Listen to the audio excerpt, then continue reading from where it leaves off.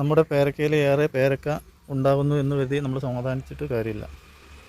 അപ്പോൾ നമ്മൾ ശ്രദ്ധിച്ചിട്ടില്ല എന്നുണ്ടെങ്കിൽ ഇവരുടെ ആക്രമണത്താലൊക്കെ ഇതുപോലെ കൊഴിഞ്ഞു പോകും. കണ്ടില്ലേ, 2, 3, 4 ഒക്കെ കൊഴിഞ്ഞു കിടക്കുകയാണ്. ഇതുണ്ടോ, വലിയ പേരക്കായിട്ട് ഇനി കൊഴിയില്ല എന്ന് കരുതുന്നതാണ് നമ്മൾ കൊയ്യുന്നത്.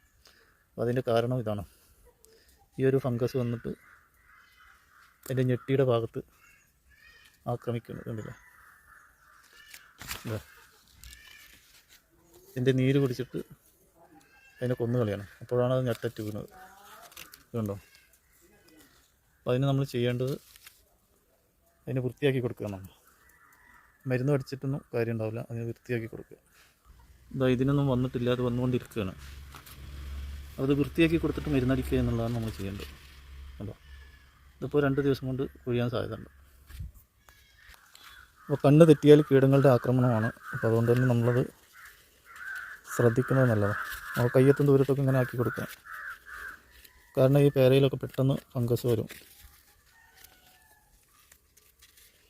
ഇങ്ങനെ ചെയ്ത് കൊടുത്താൽ മതി.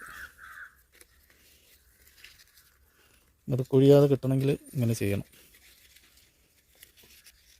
അല്ലെങ്കിൽ ഇതിൻ്റെ നീരൊക്കെ കുടിച്ചിട്ട് പേരൊക്കെ ഞെട്ടറ്റ് വീഴും. ഇവിടെ നിന്നൊക്കെ കൊഴിഞ്ഞതാണ്. കണ്ടില്ലേ, കൊഴിഞ്ഞു പോയതാണ് ഇതൊക്കെ.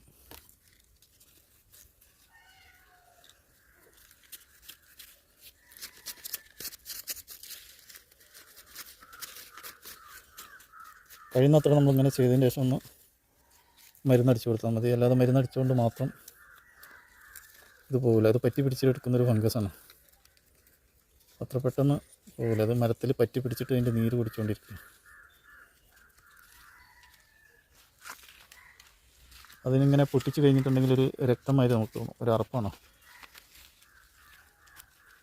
അപ്പോൾ നമ്മൾ കഴിയുന്ന പേരക്കിൻ്റെ അടിയിലുള്ളതൊക്കെ അങ്ങനെ ചെയ്ത് കൊടുക്കുക. എന്നാൽ പേരക്ക കൊഴിയാതെ കിട്ടും.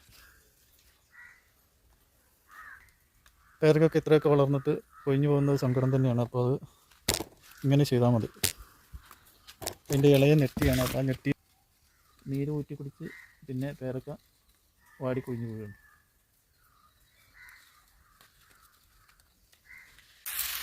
ഇതുപോലെ ഒന്ന് മരുന്നടിച്ച് കൊടുത്താൽ മതി. അപ്പോൾ ഒരിക്കലും നമ്മൾ സ്വസ്ഥമായിട്ടൊന്നും കഴിക്കില്ല എന്ന് പ്രതിജ്ഞ എടുത്തിട്ടാണ് തോന്നുന്നത് ഈ പുഴുക്കളൊക്കെ ഇറങ്ങിത്തിരിക്കുന്നത്.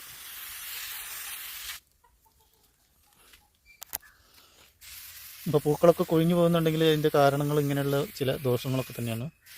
അപ്പോൾ അതിന് പൂവ് വരുമ്പോൾ തന്നെ നമ്മൾ ഇതേപോലെ ഒന്ന് മരുന്ന് പ്രയോഗിച്ച് കൊടുക്കുക.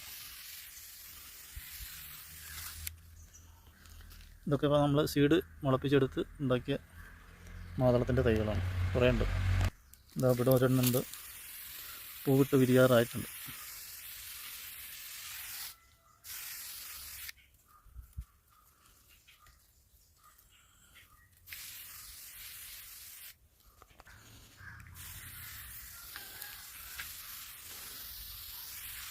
അപ്പോൾ ഈ അടിച്ചു കൊടുക്കുന്ന മരുന്ന് അത്ര സ്ട്രോങ്ങുള്ളതൊന്നുമല്ല, ഒരു ചെറിയ പൊടിയാണ്. പച്ചക്കറിക്ക് അടിച്ചു കൊടുക്കുന്ന വളരെ ഡോസ് കുറഞ്ഞൊരു പൊടിയാണ്.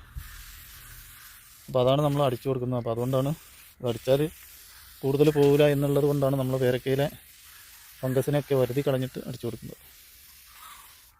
അല്ലാതെ നമ്മൾ അടിച്ചു കൊടുക്കുന്നത് നല്ല ഡേഞ്ചറായിട്ടുള്ള മരുന്നാണ് അടിച്ചു കൊടുക്കേണ്ടത്. അപ്പോൾ അതൊന്നും നമ്മൾ ചെയ്യുന്നില്ല. ഇത് വരാതിരിക്കാൻ വേണ്ടി നമ്മളിങ്ങനെ ഒന്ന് പ്രയോഗിക്കുന്നു മാത്രം. ഇതിന് പിന്നെ അതിൻ്റെ ആക്രമണം വന്നിട്ടില്ല. ഇതിപ്പോൾ നമ്മൾ അടുത്ത് താഴേക്ക് കൊടുന്ന് വെച്ചതാണ്. അപ്പോൾ താഴെ ആകുമ്പോഴാണ് പെട്ടെന്ന് കീടങ്ങൾ വന്ന് ആക്രമിക്കുക.